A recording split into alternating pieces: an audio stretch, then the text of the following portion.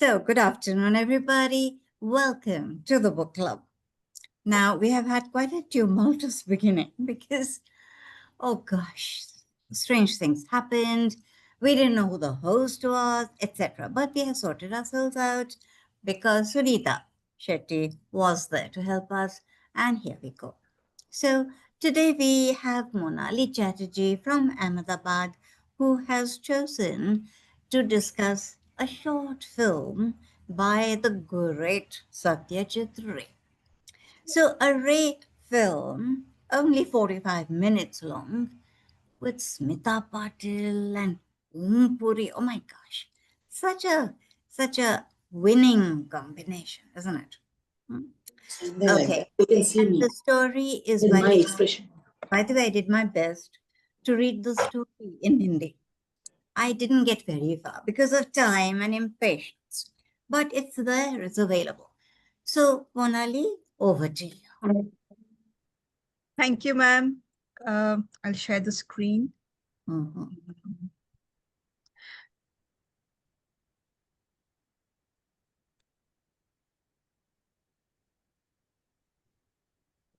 Do let me know in case if the screen is visible. Yes, it is. Okay. You can make it sort of fill. Yeah, perfect. Wonderful. Okay. Hmm. So thank you, ma'am, for this brilliant opportunity. I hope to live up to everybody's expectations. Sadgati by Satyajit Ray is a power-packed film. It is a stark mirror to caste and humanity. So it is a profound exploration of caste oppression and human dignity based on Munshi Premchand's short story. Now, the short story was written in 1931 and the film was made in 1981, post India's independence. So this presentation hopes to delve into its narrative, cinematic brilliance, and enduring social relevance. So we will also be looking at Ray's masterful cinematic techniques, and that too on a very limited budget. So as you can see, um, if we if you have all seen the film, you would know that this is a seminal work that masterfully translates Munshi Premchand's story into a visual narrative. The introduction provides a concise uh, overview of the kind of rural landscape the film is based in. Uh, Also, Ray, in one of his interviews, had mentioned that it is a deeply angry film, not the anger of an exploding bomb, but a bow stretched, taut, and quivering. This profound anger was directed squarely at the entrenched injustices, systemic indiscrimination, and inhumanity perpetuated by the caste system, reflecting his commitment to social realism. The rural setting of the film Can't hear is you. really. Uh, should I repeat the last thing I mentioned? Am I audible now? You're Yes, you are. absolutely. You need to speak louder, actually. I Okay. also feel that. Yeah. All right. Is this better? Yeah, Yes. slightly better. You could do it even more. It'll be even better. Uh, This is very good. okay. Chatterjee, Thank you. All Radhika right. was Thank excellent there. Okay. So, as I was mentioning, that Ray, in one of his interviews, had mentioned how this is a deeply angry film, and it is not the anger of an exploding bomb, but a bow stretched, taut, and quivering. This powerful anger was directed squarely at the entrenched injustices, systemic indiscrimination and humanity perpetuated by the caste system, reflecting his commitment to social realism. Now, the setting is a rural one. It is meant to be a microcosm where the harsh realities of caste hierarchies are explicitly laid bare. Ray meticulously captures the everyday lives and interactions that underscore the deep seated societal divisions and the struggle for survival faced by the marginalized communities. So, this is how the film proceeds. Uh, It is Duki's tragic journey. He is the protagonist of the film. It is set against the unforgiving backdrop of rural India. Um, and Ray meticulously chronicles the heart-wrenching tale of Duki, a marginalized Dalit shoemaker. His desperate plea for the Brahmin priest's assistance, driven by deep-seated societal customs and personal urgency. And this is inadvertently made to ignite a series of devastating events. So his urgent request is simply that he approaches the village Brahmin priest uh, for a favor, and this favor is that uh, it is a sacred duty to ascertain an auspicious date to schedule his daughter's impending wedding. In a traditional Indian society, securing a suitable wedding date from a Brahmin is supposed to be an indispensable ritual. And this is vital for the family's honor and the girl's future. Duki, despite his abject poverty and low caste status, understands the immense cultural social weight of this obligation. In the film, when the film begins, in the first few minutes, we realize that his daughter is hardly about 7 or 8 years old, not older than that, but she is aware of the fact that she's getting married, and the village pandit will come to visit her, and she's supposed to remain prepared, dress up, and also remain prepared with a host of other arrangements, particularly food grains and other gifts that are to be offered to him in return. So it also sort of nudges at the idea that child marriage was rampant, it was usual, it was common, and a female child, a girl child, would be socially conditioned to accept these ways of life. Uh, there is exploitation and back-breaking labor. So the Brahmin, leveraging his authority and Duki's desperate situation, agrees to help, but only in exchange for a day of unpaid strenuous labor.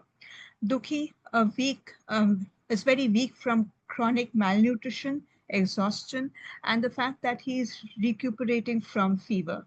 He is forced to undertake tasks far beyond his physical capacity. He chops a massive tree trunk, um, sweeps the entire courtyard, and performs other arduous chores, all under the Brahmin's unyielding gaze and the relentless afternoon sun. His cruel exploitation becomes worse or worsens his already fragile health, highlighting the indifference of the upper caste. Now, his tragic collapse happens when, despite the gnawing hunger pangs that he suffers and the increasing physical debility, Duki toils relentlessly, driven by the hope of securing his daughter's future. His body, however, can no longer sustain the monumental effort. Um, he collapses under the scorching sun, succumbing to exhaustion, dehydration, and sheer starvation. His death is not swift, but a slow, agonizing surrender, and observed with detached indifference by the Brahmin and his family. So, uh, and while he is chopping this wood, there are certain onlookers. One of them probably belongs to his community and is quite supportive of him, is sympathetic towards him, but is equally poor and helpless. Uh, he cannot offer food, but he does offer uh, him a smoke. And even to light up that, Duki has to go back to the Brahmin's house to get little flame for himself.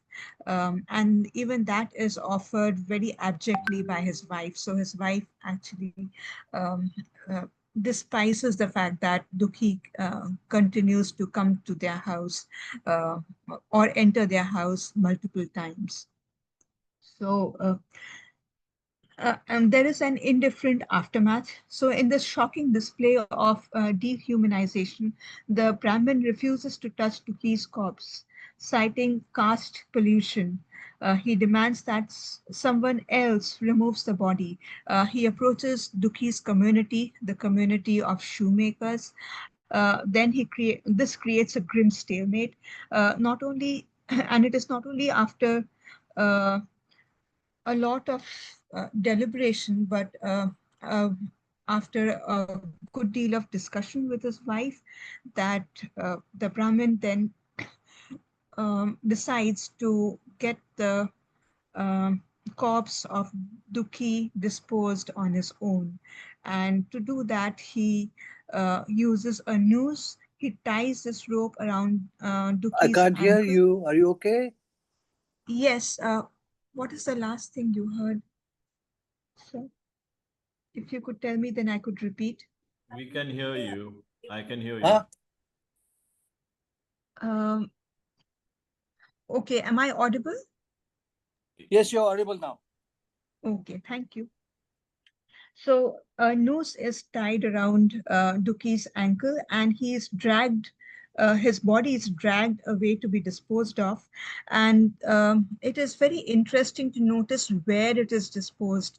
The place, of course, the Brahmin drags it uphill, and he disposes it at a place where we can find the skull and remains of other cattle, okay, which is tremendously disgusting to look at.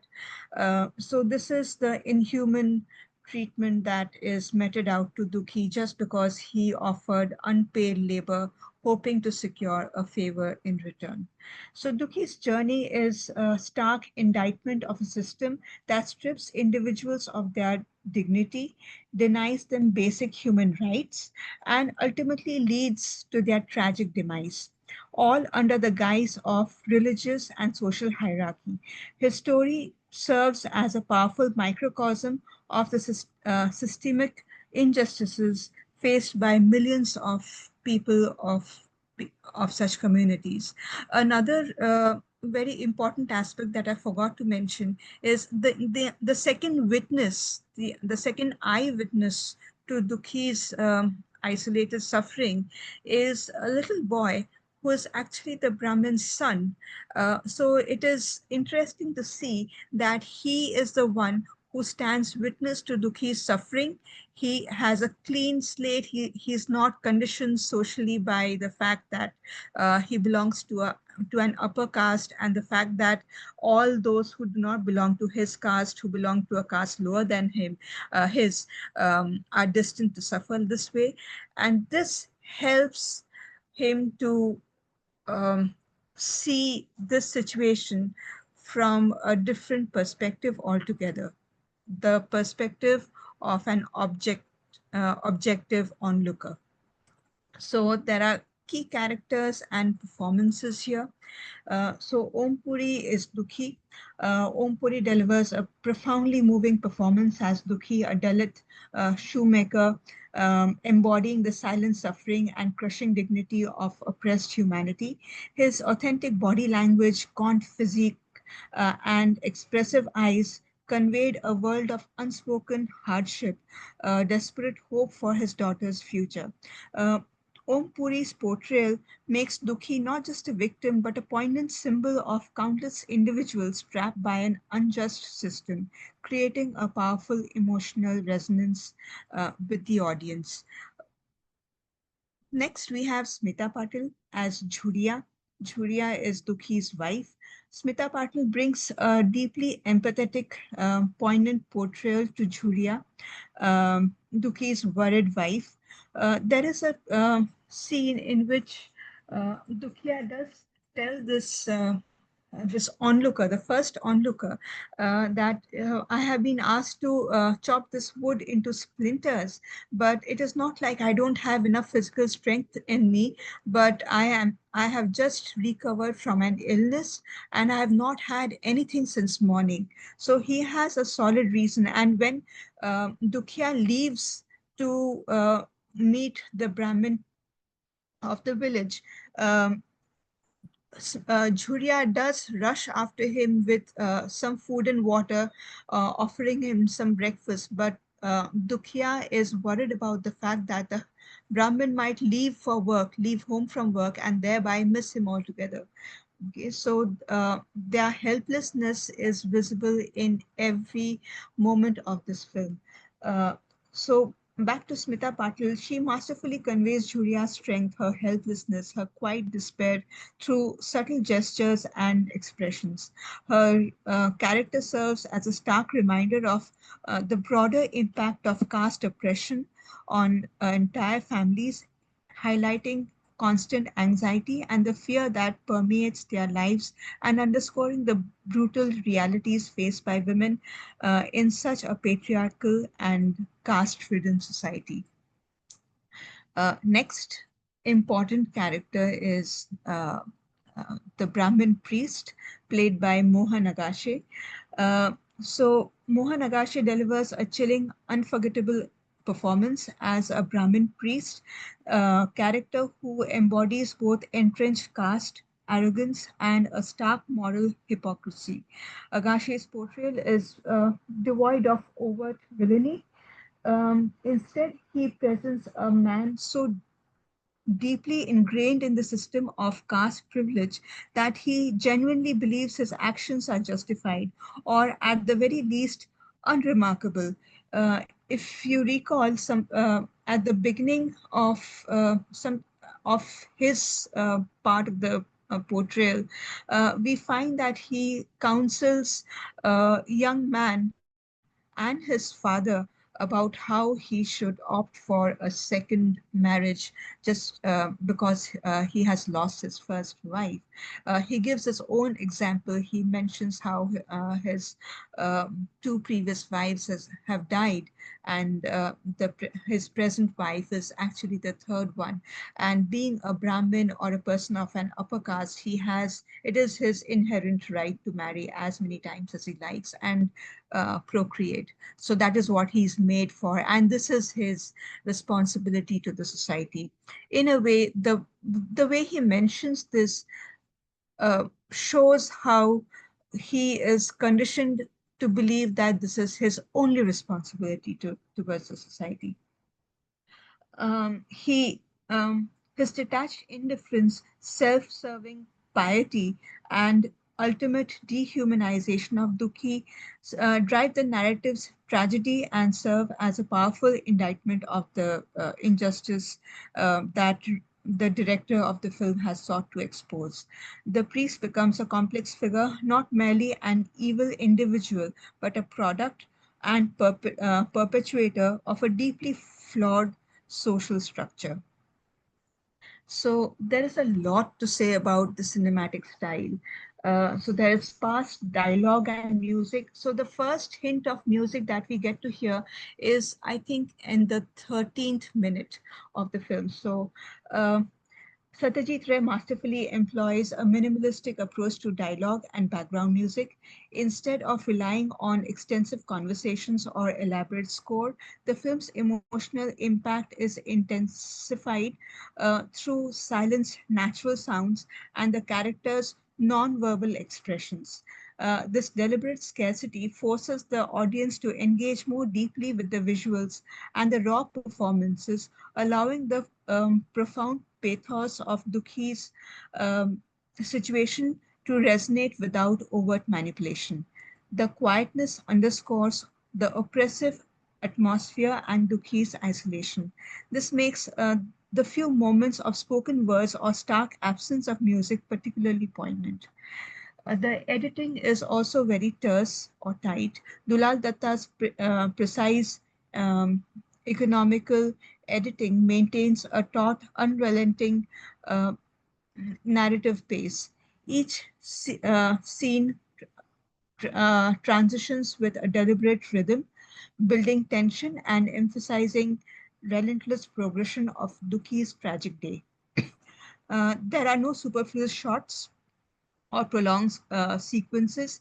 Every cut serves to advance the story, highlighting the escalating exploitation and suffering. Um, we have natural settings and costumes. So the film's authentic village backdrop and realistic attire are crucial in grounding the story in a harsh and unbelievable reality. There's visual symbolism. So as you can see, the monstrous log that Duki struggles to chop serves as a powerful metaphor for the immovability of caste oppression. So uh, and there are close-ups and framings. Ray frequently uses close-ups shots to capture the nuanced emotions and physical deterioration of Duki, particularly in Om Puri's expressive face and body. I will be showing you a scene, if possible, or just a picture to sort of explain this idea. The intimate frames draw the audience into Duki's personal ordeal, making his hunger, exhaustion, and despair palpable. The framing often emphasizes the power dynamics, with the Brahmin frequently shown in dominant positions, looking down upon Duki, or Duki himself framed in such a way that he seems far more diminutive in comparison to the Brahmin's frame. It is interesting to note that the Brahmin and his wife do not have names. Um, so as you can see that you will find many such scenes which show fatigue as a very prominent mood of the film. And this fatigue is not just individual fatigue, but the fatigue of the entire society in facing this kind of racial discrimination. Um, and we find Duki's helplessness. This is an iconic scene in many books of um, uh, film studies. We can see this particular frame shown and documented in various ways. So there's this social critique. Sadgati is a brutal and unflinching film, and Ray meticulously peels back the layers of societal injustice, revealing how ingrained prejudice and power dynamics crush human dignity and perpetuate cycles of exploitation, making it a timeless commentary or a systemic oppression. So the film meticulously illustrates how the Brahmin priest leverages his position of power. It highlights the deeply entrenched belief systems that rationalize such exploitation, showing how even other members of the Dalit community are conditioned to accept their marginalized status, contributing to societal paralysis. If you remember, once Duki is dead, the first onlooker who sees the entire scene gathers people of his community and tells them about the Brahmin, how he has tortured Duki and has taken the wrong advantage, which has actually caused him his life. Uh, that is how he was able to convince the people of his community that Duki's corpse should not be dealt with in any way. We should let the Brahmin do it. The Brahmin, on the other hand, approaches the shoemaker's community and tries to persuade them to get rid of Duki's body. But of course, they do not help him. So that is perhaps the only silent resistance that they are able to show. Ray subtly critiques the religious sanction often used to justify the untouchability, portraying the priest's action as perversions of spiritual duty rather than an act of benevolence. The but there are some very interesting contrasts. There is a scene in which the Brahmin asks Duki to sweep his courtyard, and while he does that, Duki sweeps out quite a substantial amount of flour um, out of the house. And at the same time, and this is sharply contrasted with the next scene, wherein Julia goes to the grocer's shop and asks the grocer for a similar amount of flour, apart from other food grains that are to be offered to this Brahmin. Am I audible? I audible? Oh, Yes, you are. Go on. okay. Go on, Yes. Monali. Okay. Just fine. All right, thank you. So the Brahmins' ruthless exploitation and utter lack of empathy stand in the stark contrast with Duki's inherent um, dignity and immense suffering, exposing the moral bankruptcy and inherent that is inherent in the caste system's hierarchy. So we also have the social paralysis, wherein Duki's corpse is rejected by both Brahmins and Dalits, and this exposes a horrifying social paralysis and dehumanization.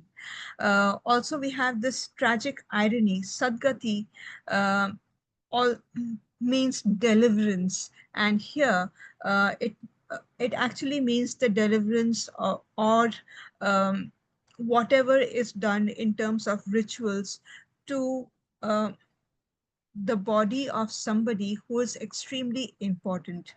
And in this case, as you can see, the title is extremely ironic. The Brahmin's secret, undignified disposal of Duki's body in the final act symbolizes Sadgati as a tragic irony. And again, this is contrasted with what he does immediately after disposing of the body. The very next morning. So we find him sprinkling the auspicious water and reciting his incantations to purify the place and to ensure that everything is good and normal. So Ray's artistic vision and legacy. So obviously this is a watershed film. It marks a very significant moment in Ray's career, and it serves as one of his greatest films. Also, this became one of the important films that became an example for several others. And very soon I will mention what other films have taken its inspiration from this particular film. Apart from that, we find how realism and compassion have been balanced aptly in this film. There are subtle moments of gentle humor, and there is genuine warmth in the film, and we can discuss what are these examples. There's economy of expression. The film is very tightly conceived. It's very terse. And of course, it has received the the Special Jury Award in 1981, the National Film Awards, recognized for its profound social relevance. Uh, so it has a good deal of contemporary relevance even today. Um, Much of the kind of friction that we can see is not just politically generated, but it is also racially propelled. And although this is more than 40 years old, Sadgati's message on caste injustice remains urgently relevant in not just contemporary India, but now it's all over the world. Uh, of course, it is one of the pioneering telefilms of Doordarshan, and this has been overtly researched. It has been able to grab a lot of scholarly attention.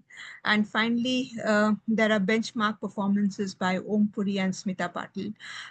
There are, in case if you look up the internet, you will also find a lot of photographs that deal with the background work, for example, editing or dubbing. I'll be able to show one of the clippings if possible. Now, there are a lot of iconic visual moments in the film, like uh, Duki hacking at the massive wooden log under the blazing sun, or his face contorted, which powerfully symbolize a relentless, exhausting struggle against an immovable social order. And how the entire practice of doing this is a self-defeating one. So in a way, both the story and the film are not very hopeful that this social order will change, and it hasn't changed in the past so many years. Uh, of course, to conclude, um, Sadgati stands as a masterful fusion of literature and cinema. So the adaptation is a very faithful one. It transforms Munshi Premchand's story into a powerful visual critique that resonates deeply even today. Also, I I have not read the story, but even when you watch the film, it almost reads like a story. It is very matter of fact. There is absolutely no melodrama. There isn't an extra dialogue, and even the exchange that the Brahmin has with his wife, or even Duki has with his wife, are very sparse in nature. It challenges the viewers to confront the cruel realities of caste-based injustice and empathize profoundly with the oppressed. The film is a stark reminder that true deliverance lies in dismantling systemic social injustice, not in empty ritualistic gestures. And Sadgati remains a timeless and essential film. It is a masterpiece because it understands India's intricate social fabric and the profound human cost of inequality. I will conclude with a very short video of Satyajit Ray helping in the dubbing of the film. I'll just stop sharing for a minute.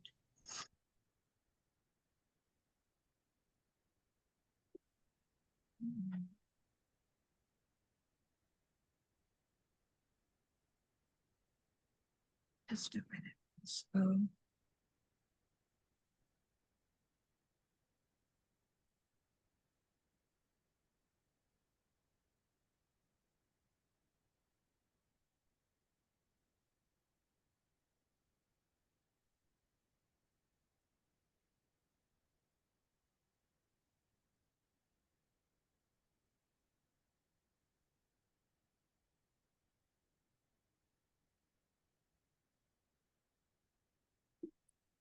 uh,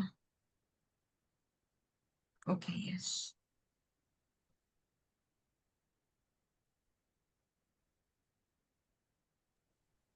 So while Just give me Monali, a minute. yeah, take a minute.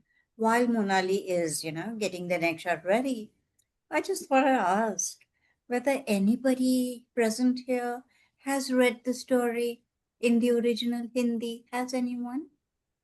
Because No, I've read Premchand in Hindi, yeah, but not not this. this.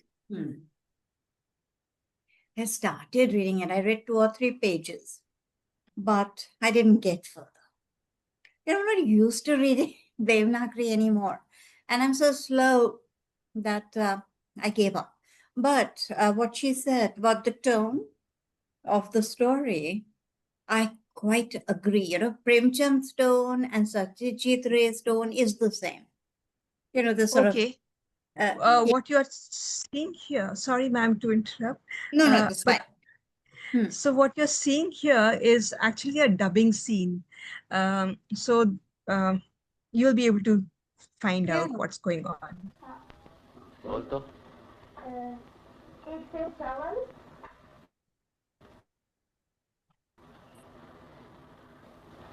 पेट भर आटा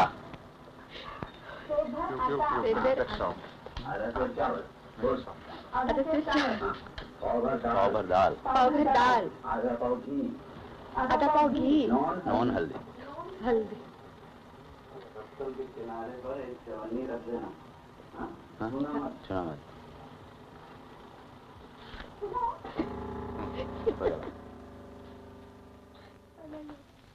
पेट भर आटा आधा सेर चावल Masha, don't do that slapping because it has been done with bangles already. Oh, it's been done. It makes a slightly different sound if you have bangles. Lovely, more sort of tinkly kind of sound. I can't see.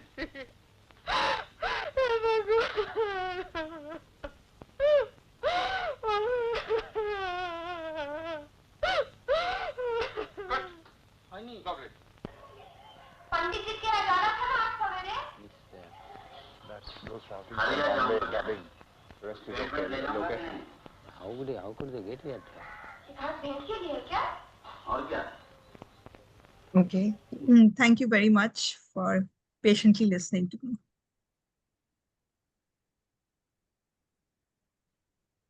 Not patiently listening, very interestedly listening. Okay. Thank you. Mukul, you need to unmute. If you, Mukul, your mic. Yeah, can you hear me now? Yes, yes. Yeah, Monali, there was a last bit maybe you overlooked in an otherwise very interesting rendering. The Brahmin finally, after the body is disposed, he purifies the place with the Ganga Jal. That was a very Yes, powerful action. He I did I don't did know. mention that. Yeah, Yeah. yeah. Yeah. So I'm sorry. Monali, If you've yeah. mentioned it, I didn't hear that because otherwise he never did anything. Pro this guy. Not that this action was pro, but the detestation or the feeling of his presence being so impure that he had to do even this. I would have thought that uh, I knew all this existed then, and to a large extent, it probably exists even now. But the fact that he treated a very hungry man in the way he did would have been enough for him not to want to do the purification deed. That's what I presume. But no, he did go ahead and bring that Gangajal, or if it was Gangajal, and clean up the place. So that's what May I I? thought. Please, May I? please, Latika. Yeah. Now, Monali, Latika, yes. by the way, I mean, organizes, orchestrates, curates film festivals, and has done so many. So Latika's comments are going to be very valuable. No, not really. I just wanted to refer to what Monali has already said. She said that this is a deeply angry film, and Yeah. she says it's not really a question of an anger of an exploding bomb, and that's what she said. But there were two other sentences before it which were quite important. Wherever you got this information from, I may have got it from the same source. I was looking at the internet. Satyajit Ray said, this is what happens when you have 2,000 years of orthodoxy. 2000 years You- of? orthodoxy. Orthodoxy. Yeah. You are not conscious. You think what you are doing is right. This is what is expected of you. And so you have spiritual justification for everything that you do. And then follows what he says the anger is.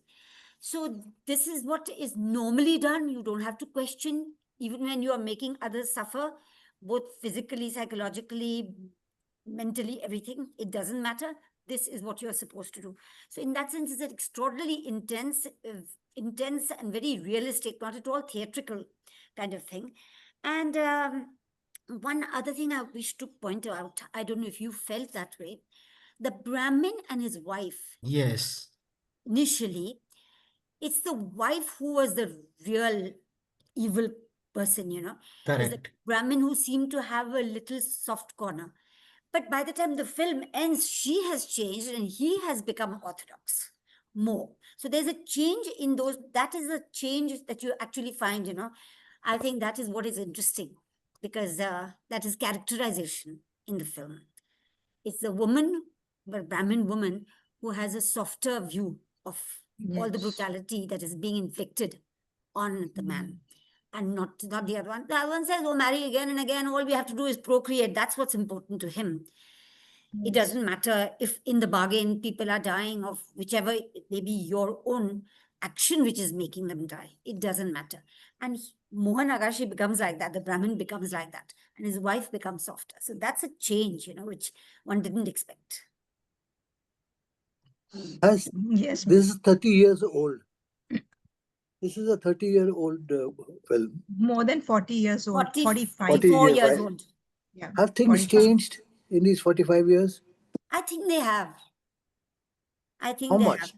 How much? How much percentage-wise or whatever, I cannot tell.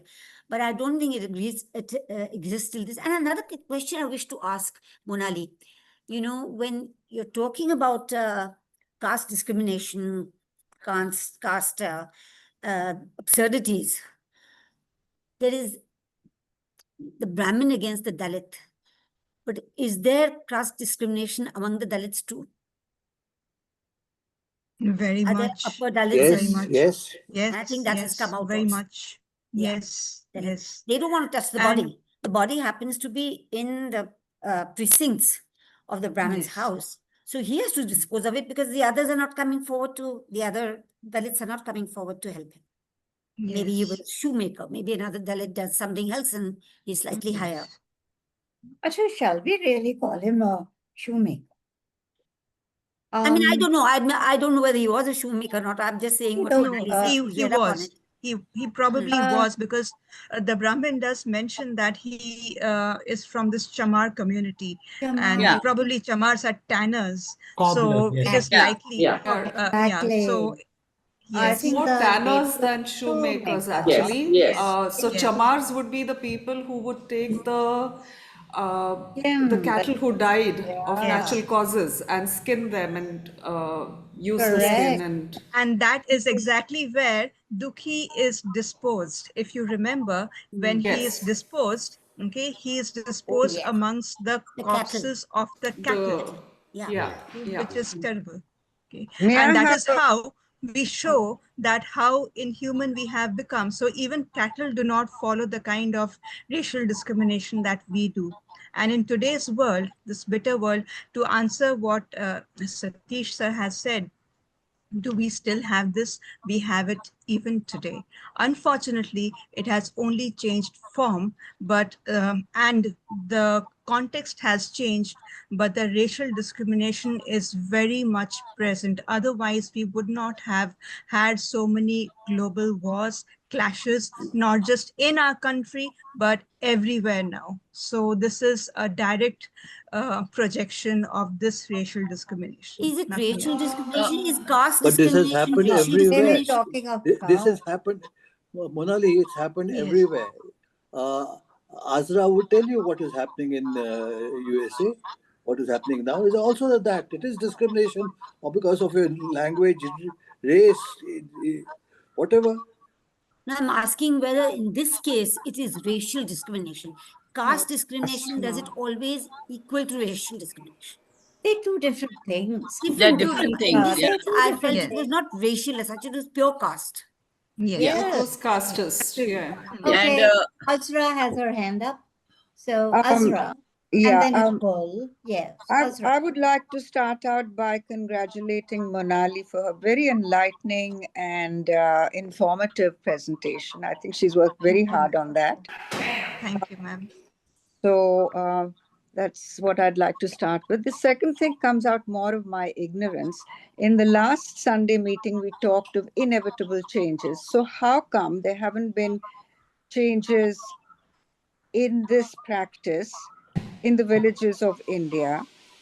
I'm talking from ignorance because from Monali's talk, the question I had was answered that not much has changed. If indeed that is the case, why not? And the second thing I'd like to know is more historical. How was the class system originated and why it has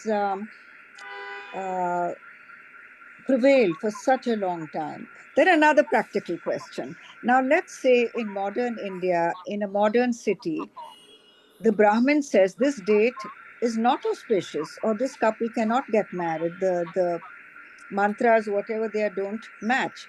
What happens then in modern India? Let's say if the couple has chosen each other, it's so-called love marriage, what happens? Okay. In today's times, it has become a little worse about that. They have started, see, it is like this. It's a kind of if you're saying that things have changed over the last 30, 40 years.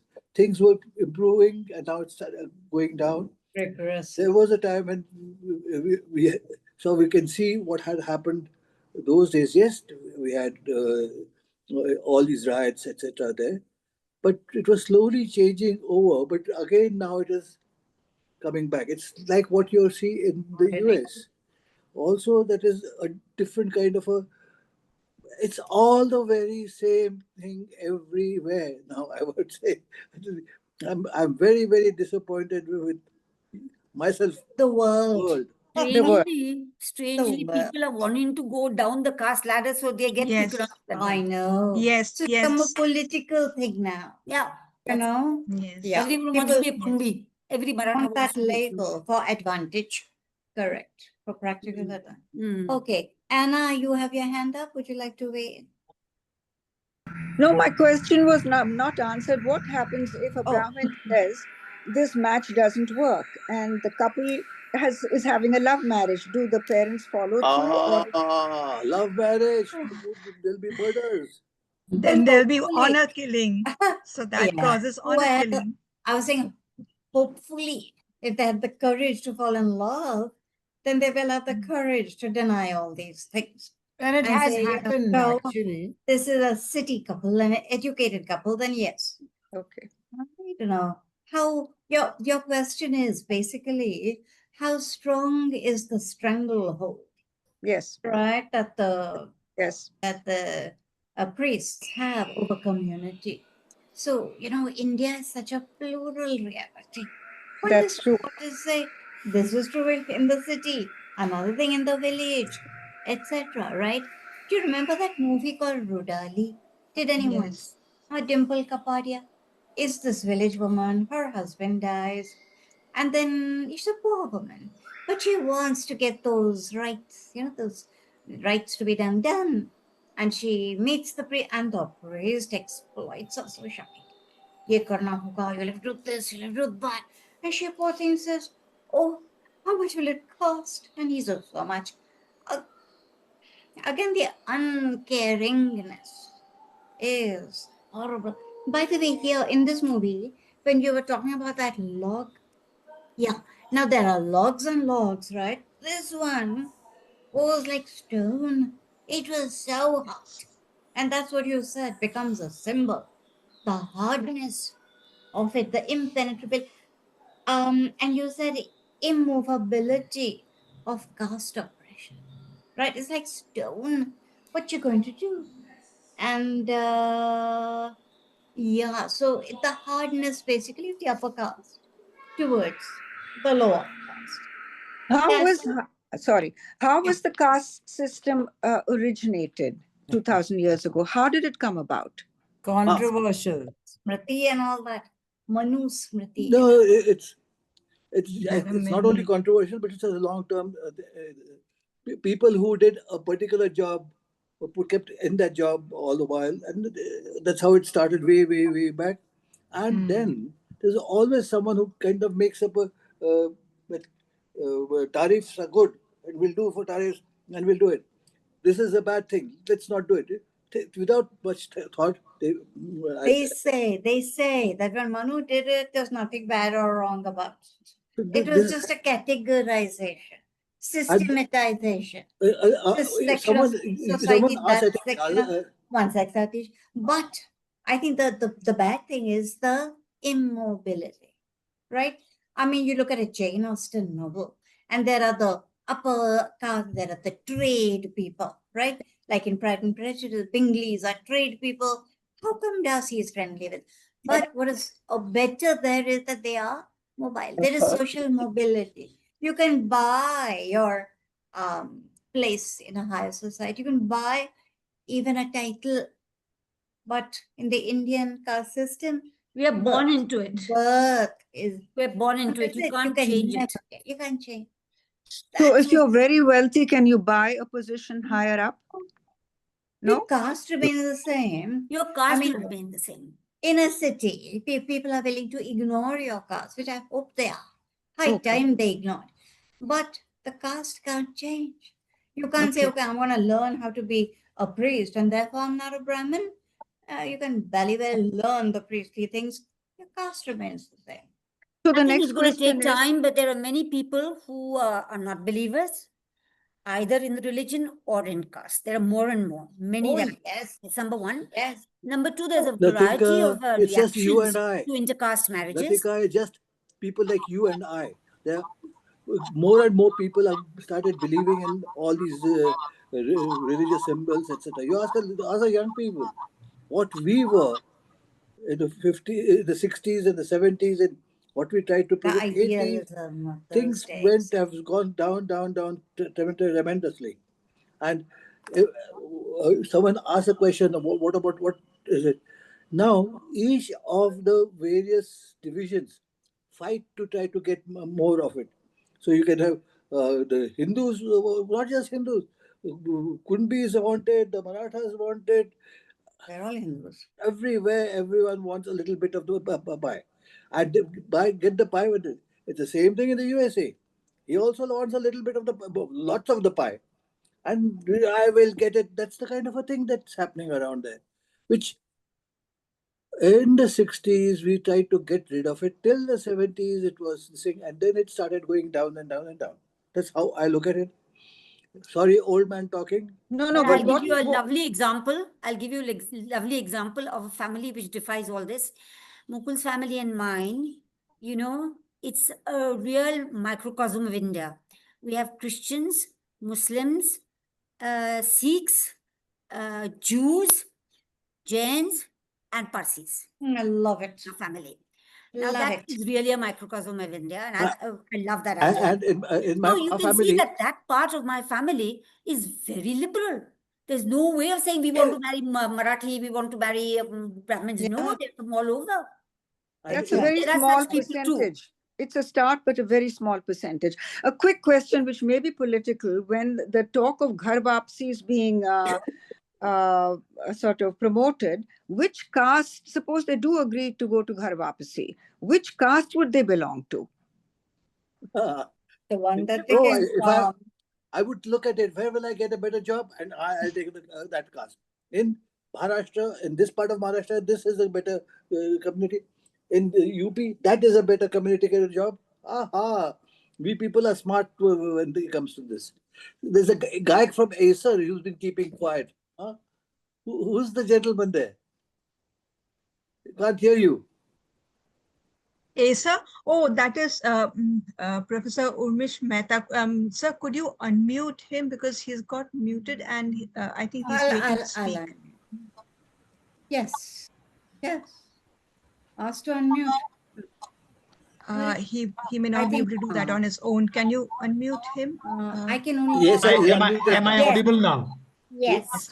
Yes, I'm sorry, I didn't realize that. So I was trying to speak, and well, I'm thankful that I think probably Satish sir pointed it out. So I'm asked to express my views, and I'm so happy. First of all, I was very happy when Latika ma'am pointed out about the conversations between the priest and his wife, because I found those dialogues very interesting.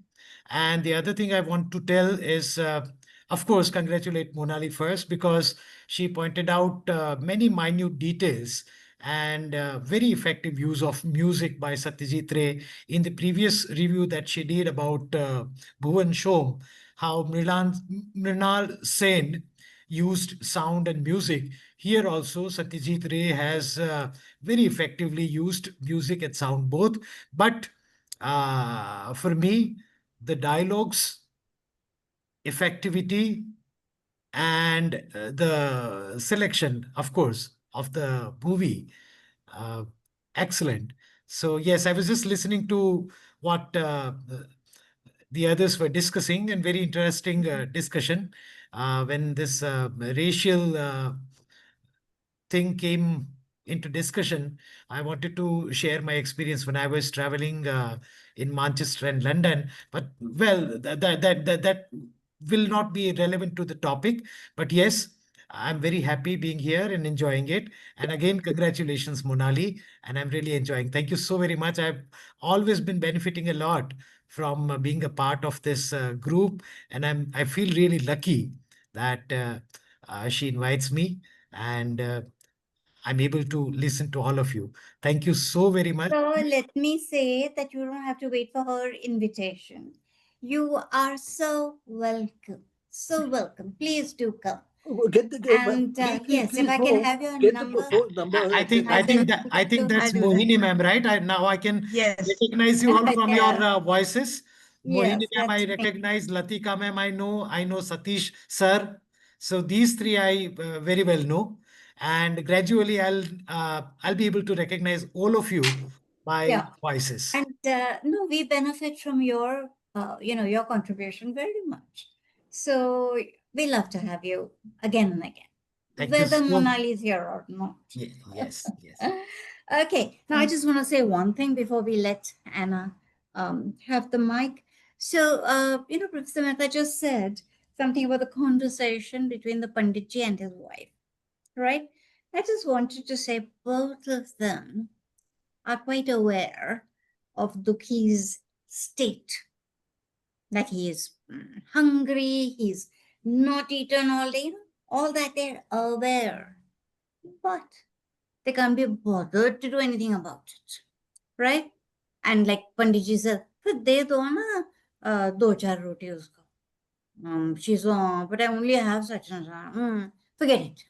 Again, a bit of ego. Like if she gives something, it should be something impressive, or forget it. So the lightness with which they take it, they can't be bothered, Yeah. Okay, Anna. Yeah, thanks everybody. Very nice inputs. There are two things I just wanted to say. The onlooker, he kind of scares the other Dalit community, saying that this is a kind of murder, and the police will come in.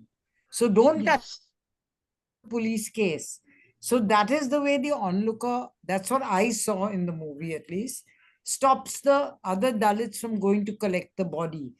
And I also did read somewhere that the fact that the Brahmin had to drag the body, even though he didn't touch it, but he still had to drag it. That was a kind of a divine retribution to him in some form, because it was very polluting experience for him. And as far as the Dalits are concerned, there are actually three pillars, three forces at work in India. Somebody asked. One is the Ambedkarites. They have absolutely eschewed this. None of them follow those same professions which they're supposed to. They're highly educated, even the lower class ones. They all pursue white collar jobs, or even if they do construction, but they do not do demeaning labor. Then we have Sanskritization. We have so many of them now joining in satsangs, this, that, educating. The most important pillar, of course, is the education. So in the cities, we are overcoming this. Absolutely. It is in the villages that we are really struggling. And I mean, I would not know how to deal or talk about that. But we do know that Ambedkar, after all he achieved, still suffered so much of discrimination. So, I mean, this I just wanted to say about the situation.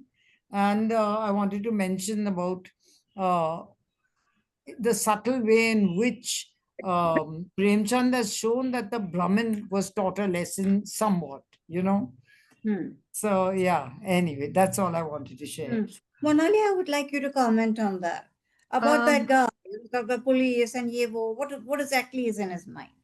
So this is actually very much like a certain cause and effect as a part of mental conditioning. So here, of course, this onlooker was trying to, he was adamant to ensure that the other people of his community or the Dalit community do not do anything about Duki's body, because he feels that the Brahmin is totally responsible for this. This is a murder and this should be punished. He is vaguely aware of the fact that because he's a Brahmin, he is going to clearly escape punishment, but at least he tries to ensure that at least he does not get any support from the Dalit community, irrespective of whether they belong to the Chamar community or not. That is number one. The second cause and effect is where, of course, Anna ma'am actually mentioned this very clearly as to how the Brahmin had to drag Duki's body, okay? And along with that dragging, in the background was the rain, okay? The thundering happened when he was debating with his wife, and that is perhaps the most apt background that one could have had, because there was thundering even in his mind. He was trying to brainstorm, he was trying to rack his head to get a plan out to dispose of Duki's body, not because he is responsible for his death, because of the fact that his wife was warning that by tomorrow this body will start stinking, and it is going to bring or attract more people towards us, because we are the one who have made him suffer so much. And we knew that he was hungry, okay, and still we did that, okay. So there is this guilty feeling. So this thunder could have been the most apt background. And when the Brahmin was dragging Duki's body up the hill, it was raining and it was pouring. And this is where Ray brings his cinematic appeal. All this requires washing. All this requires purgation. The society requires purgation. I think what best cinematic appeal could have been brought rather than this. So I don't know. I've tried to answer Anna ma'am's question. And you could say the heavens were crying for him. Probably, if that is how we want to look at it. But in case, and of course, yes, I forgot to mention, there were either long shots, very long shots. There were no mid shots, mid-long shots, but either they were very close to the face or they were very long shots, but there was nothing in the middle. So Satyajit Ray was probably trying to say through these shots that we need to take an extreme stance. Take a stance, otherwise we are nowhere. And till date, we have not been able to take that stance somehow. And as Latika ma'am has rightly and bitterly pointed out, people want to go down the social ladder to attain certain advantages over the other. So this is another form of casteism that is existent now. And I don't want to tread onto provocative grounds here. I would like to tell Azra something. This is now many years back. I was still in college. And there was, those days, India used to have famine and problems like that.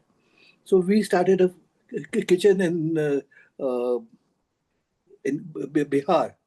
And but said, no, free, you help build a road, do all the thing road, come and take lunch from us and then go.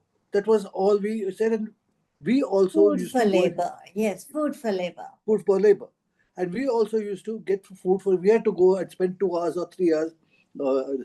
And by the way, when he says I was standing on the line, and when my man comes up and said, I believe you're doling out food. I said, yes, please.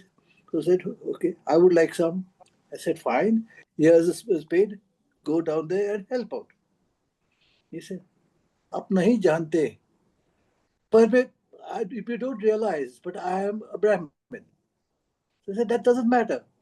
We welcome you also. You are not understanding me at all. I am a Brahmin. So I said, look, mister, I'm supposed to be a Brahmin. And I go and do that and I eat with them and I live with them. But I cannot do this. It went on for about 15 minutes, 10 minutes. He just argued with me. But he refused to go and work. He wanted food without. So he offered to do puja for you.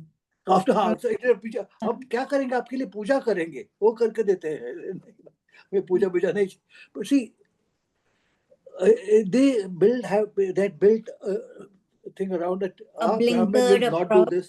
This will do this. Yeah. Each caste will do this one. Which I think was has been broken down now, and I'm very glad that it has broken down.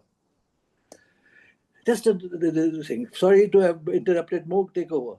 Yeah. No, I wondered when you said we, they must be wondering who's we. So these were guys from IIT Bombay who went to work with Jayaprakash Narayan. You know? Oh, that I argued with Jayaprakash Narayan also. In the ashram, that's what they built a road. This was they not an ashram. dig a well, a gobar gas plant, and all that. We was boys from IIT. Acha, okay, back we come. Now, I was wondering, Monali, like when this movie was made, where does it stand in the repertoire of Satyajit Ray? I mean, how important is it, or how good, or what's its stature within?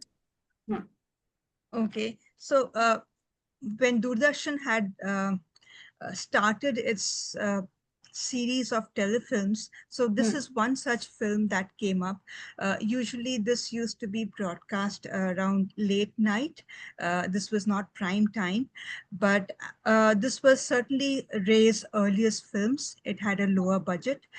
What I could get from the kind of, there are other films, do watch them if you can. There's an amazing film called Target, again by the same director. And Om Puri is supposed to be a gunman, and we find him firing at a tree. So that is how it's Target. But of course, it has a very dark story. This is a relatively better one. Again, it is based on a classic story. And apart from just Satyajit Ray, there was Shyam Benegal. There were certain other filmmakers as well who would make these telefilms. Most of them were based on literature, and they often talked about certain burning social issues of the day.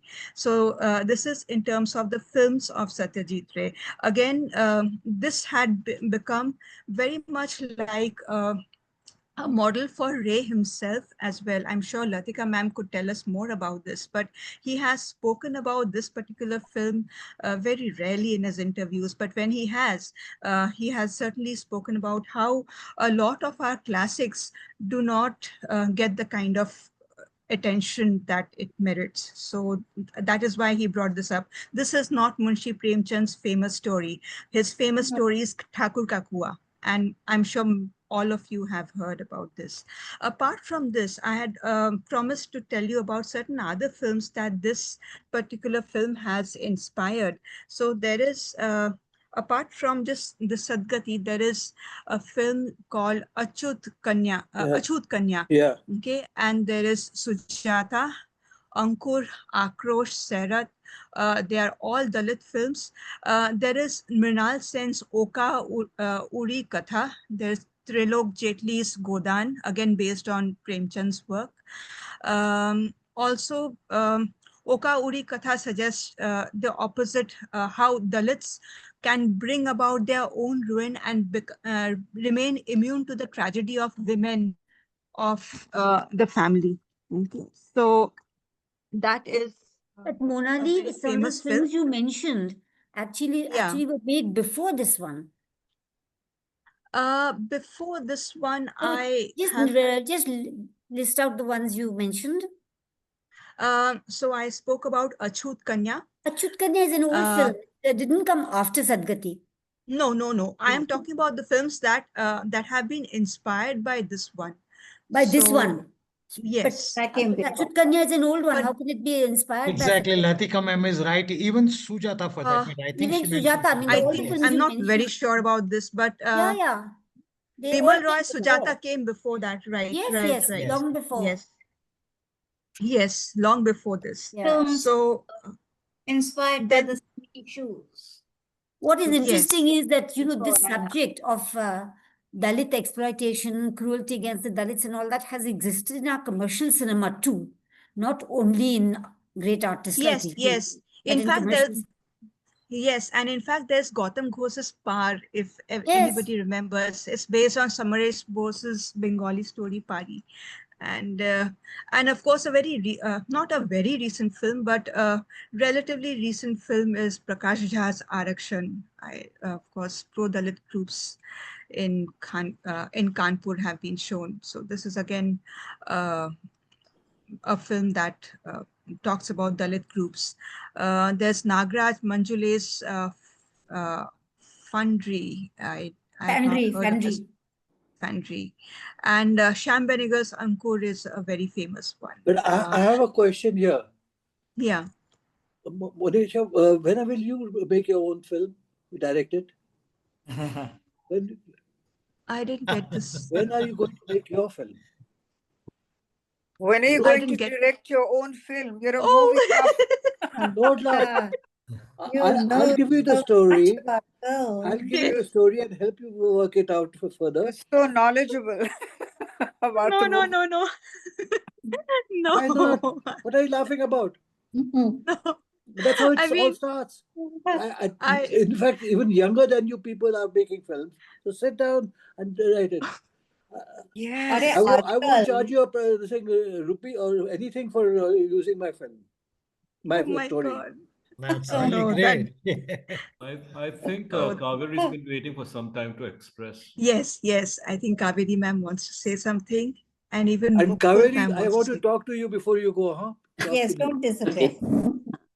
Yeah, thank you so much, Monali. You've taken so much care to present the film with the visuals and the explanations that you've given. Really beautifully done.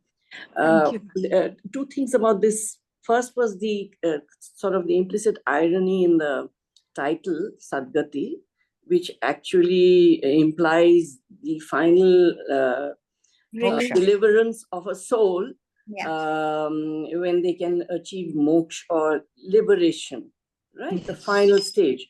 Now, the irony that for Duki, the term Sadgati is being represented because a Brahmin had to carry out the final act of taking him to the place where he was left. That's so there's a wonderful the entire story and the film in which it has been the way it has been filmed points to the way in this the term, the origin of the title of the story is so ironically relevant in the way in which it is shown. That's the first thing. Second, I noticed during the in part of the filming that there was this statue of Ravan which was shown. Yes. When Duki is approaching the Brahmin's house, and you can hear the bell ringing when he's carrying out his rituals, and Duki is approaching the Brahmin's house.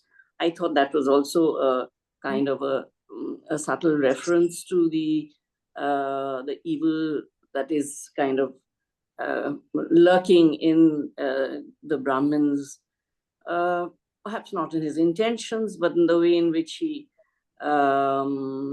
his caste superiority. Yes. The term caste, of course, is of Portuguese origin. The Varna was what we used to use in ancient India. It was Varna, and the Brahmins, and it was more occupation-based. In today's India, there is no occupational rigidity, at least in urban India, for the different castes. A Brahmin can work in wherever he can find a work today, a job today. So the occupational hierarchy, which is the origin of the Varna system, has almost completely been demolished in urban India. Yes. But the and scheduled castes, those are called scheduled castes. And they find occupation in IT. That the problem of caste which has emerged in the US now. So the occupational rigidity has disappeared, but it's during the social observances of society, particularly in marriage. In Bengal, I've noticed that's the time when the caste origin or the Varna origin comes in. Otherwise, the occupational relevance is almost completely disappeared. Yes. And just one thing, Mohi, I've sent you something just now. Yeah. I'm saying this for everyone's interest or information for everybody. There is a play being performed tomorrow directed by someone I know, a young man called Rishikesh. And he is actually doing Coriolanus. Doing what? Coriolanus. But Shakespeare. He is doing it We saw the with movie. a reference to the Dabolkar murder and Gauri Lankesh murder. Wow. So, I don't know how he's bringing it in, but I'm How giving it to interesting. Moini in case you wish to. There's a book by show and you can book tickets and go to the box. The box. At the box. At the box. Right. But will it be allowed? Huh? Allowed? Being allowed. Is what allowed? That presentation of that what he's doing. I don't know. I'm just telling you because you're all literature people here. Yeah. Well, Latika, thank you. Why don't you put it on the group? Yes, Mukul. Put it the thing and we'll see. I'll send it to you. I'll send it to whatever comes first. Yeah. Send it to me. Send it to me. I'm the one who's Mukul, the most. yes. Unmute. Mukul, unmute. Yeah, I've been waiting for a very long time because I have a small disagreement about the Chamar, the Dalit group not going forward to pick up the body of Duki. I'm not sure that they belong to another Dalit caste. I didn't get that anywhere. It's just that a small revenge that they had that now, Brahmin, you've done this, you The sort of, rebellion. you please clear your Jolly own well mess deal. kind of thing. And the rain added to this Absolutely, I fact of agree. decomposing and so he had to make a very quick decision. So that was one of the things, and I didn't think of it as deliverance then, but of course it's open to different interpretations. But it is that now you killed him, you didn't give him food, you look after your mess. I mean, But they're so being so defiant.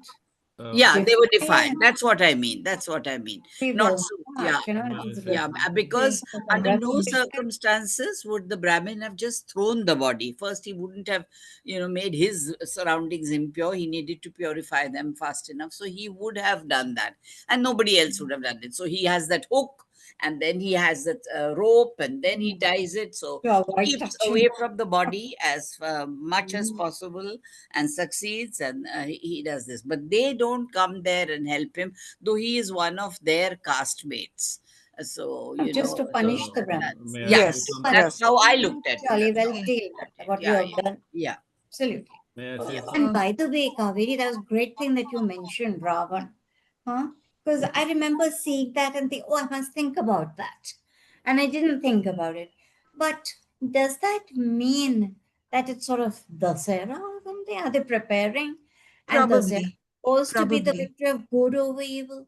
Whereas here you see evil win Over good. over good. Yeah. Both The there is irony a, there again. In fact, what Mukul ma'am just mentioned, that he goes to the community of Dalits and approaches, but we are not sure whether he belongs to the Chamar community or not.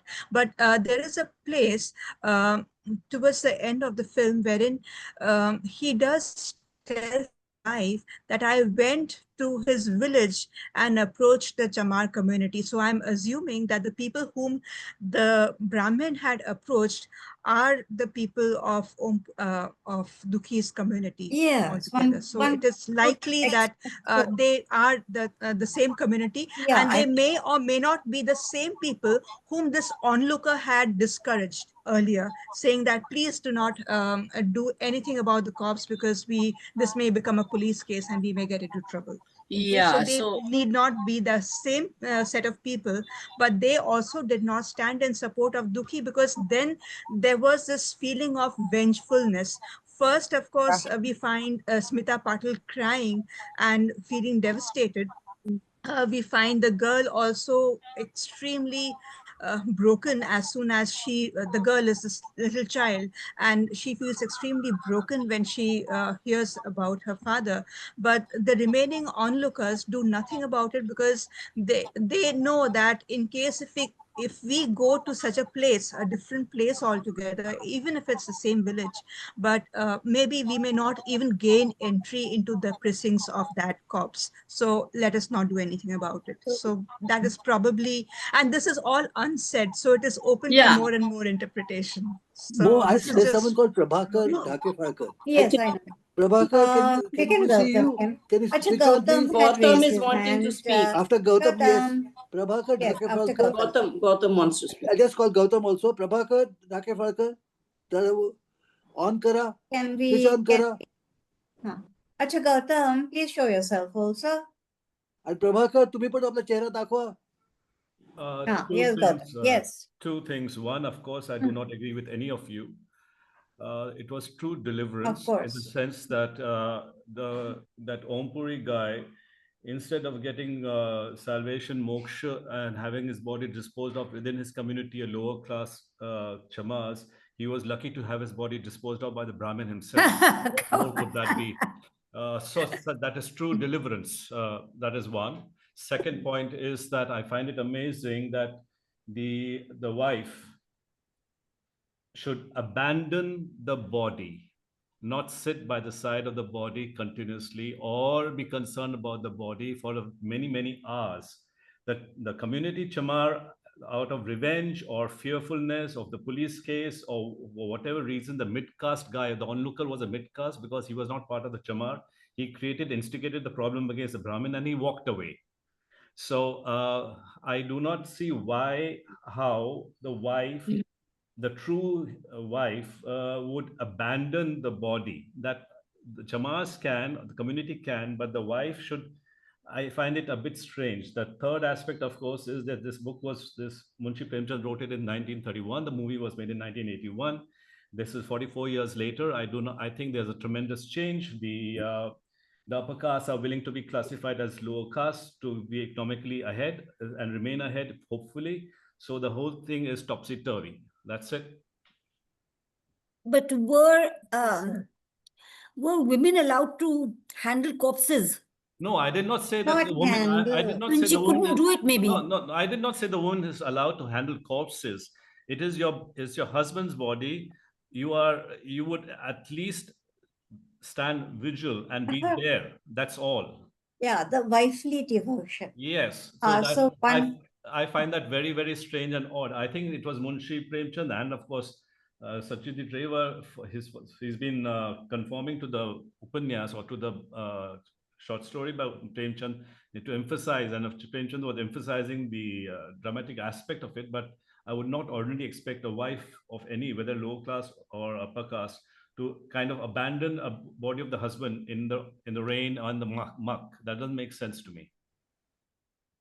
True. It doesn't make sense to anyone, but that's how it was, I guess.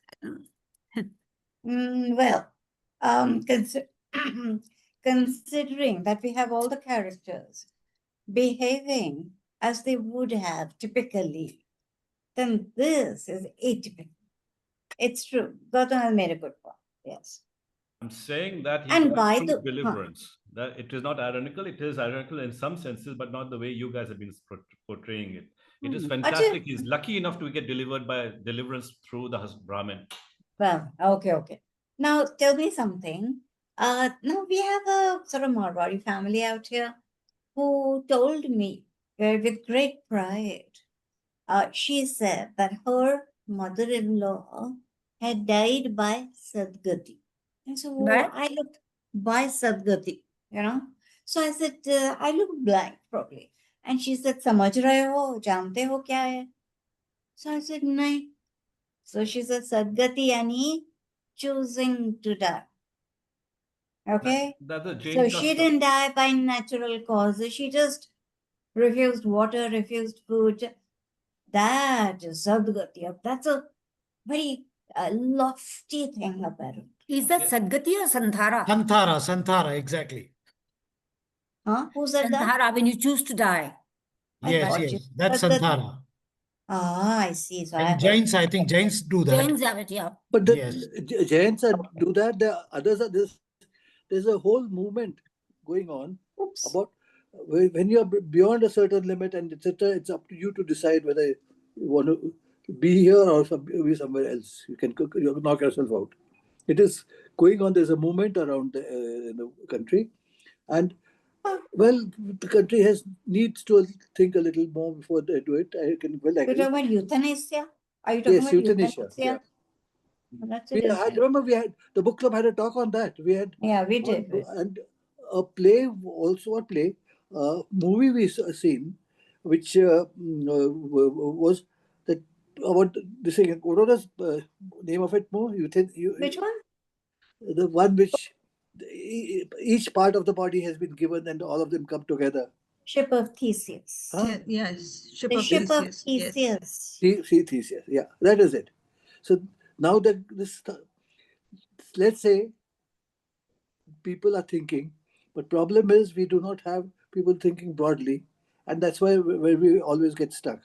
So keep your fingers crossed.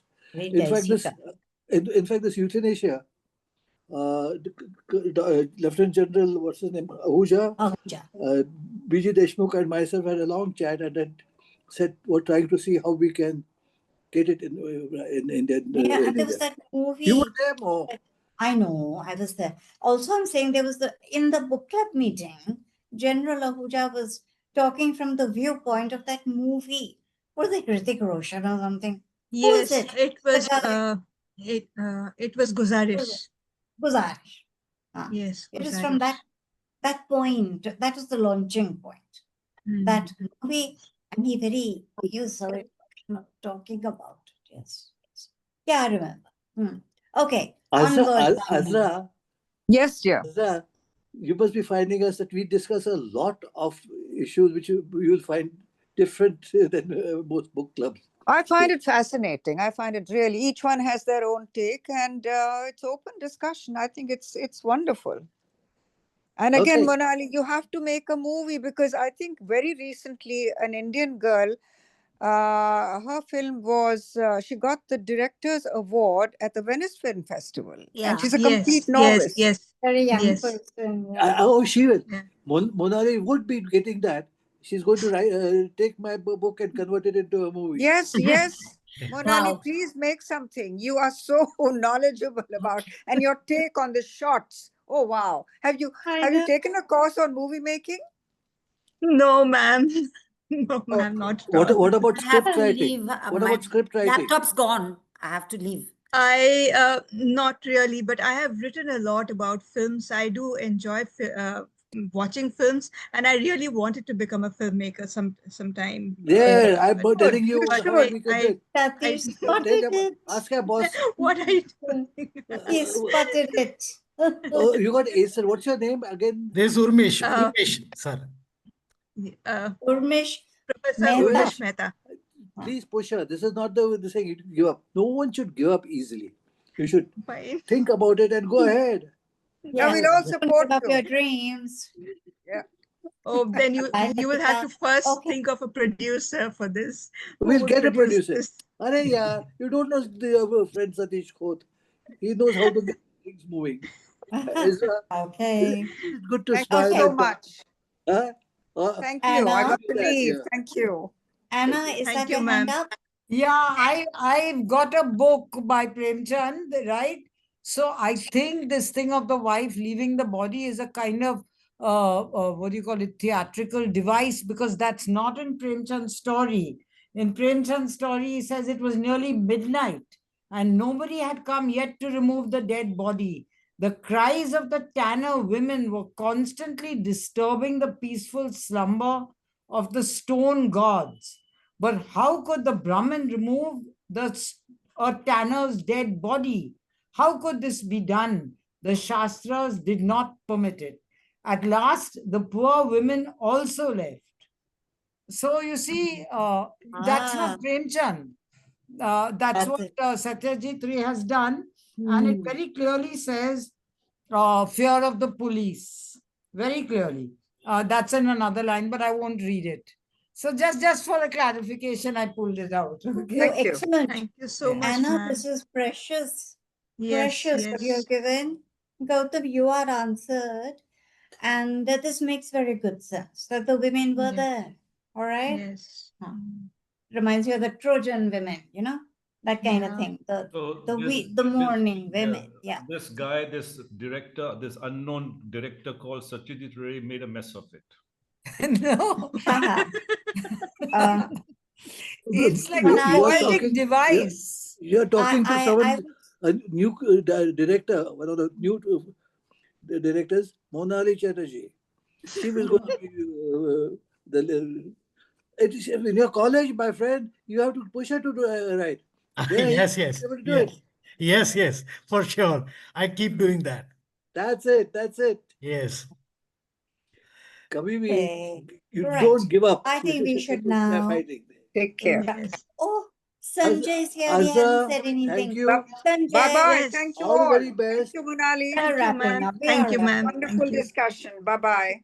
Thanks. Bye, ma'am. Thank you. Thank you, ma'am. Thank you. Sanjay, Please, we missed you. Sanjay, would you like to say something? Would you Yeah, like hi. to? Yeah, can you hear me? Yeah, can do. Yeah, actually, I found the story a little dated. I mean, so much has changed since Premchand yeah. wrote in 1931, I mean, now you have the 100 members of parliament from the scheduled caste, scheduled tribes. There are people in judiciary, in the armed forces, in administration, and police, and at the local level, at the village level, in the panchayats. So now I'm talking about all this, and urbanization, the person you're sitting next to in the train or the bus, you don't know what his caste is. The person who's serving you food in a restaurant. So I don't know if it's very relevant today, frankly. That's one. And the other thing that I found was that this is not the typical Satyajit Ray movie. His genius lies in that slice of life story, like those Apu films that he made. I think that's what I'd like to say. Yeah. But thanks to Monali, good, very good presentation, I must say. Thank you. Yeah. Thank you, Let's sir. treat it. It's a classic, right? It's a classic. Okay, so we wrap up now. So Monali, thank you so much. Thank you, I'd ma'am. also put it on record, to thank Sunita, though she's not here. She is the one who made this happen. I need to get some lessons on this new Zoom workplace. It was frustrating. I must say it was annoying. But anyway, we are here. We got here. We had the presentation, which was excellent, Monali. Thank you. And do carry on with your films, because I think you're the only one doing films, So it's like a ray of sunshine, a breath of fresh air, and all that. I know Latika will do it once her eye trouble, goes away. But right now, she can't. All right, so thank you, everyone. Those who came, those who spoke, those who listened and learned and widened their horizons, which I think is true for everybody. Monali, there are a lot of short films, and I think they're very well written nowadays. I've been going through them, and I find them very good. Some of them classic, short for 10 minutes or 10 so, minutes, and you make the beautiful point. And yes, I was asked to write for it. I found it very difficult, but I think I should really force myself and write. Yeah, he did. He wrote one screenplay. Huh? You wrote one screenplay. I wrote one, but it didn't come out well. But wasn't it? But it is, I think, worth the while. That short play, small plays, because in that little. Okay. Now I'm going to make up a good point. I'm going to stop recording. All right. Yeah, put it off. Now we can, of course, continue talking, but I'm going to stop recording. Bye, everyone. All the very best. Thank you, and keep in touch. Okay. And please look thank you. at the Thank you so calendar, much. Thank you. see the changes that have been made. Now, next Sunday was going to be The Idiot, right? But it has been postponed. So please look at the calendar, note the changes, okay? ऐसा नहीं कि खाली फिल्मों के लिए आना, सब आ जाओ, open your mind.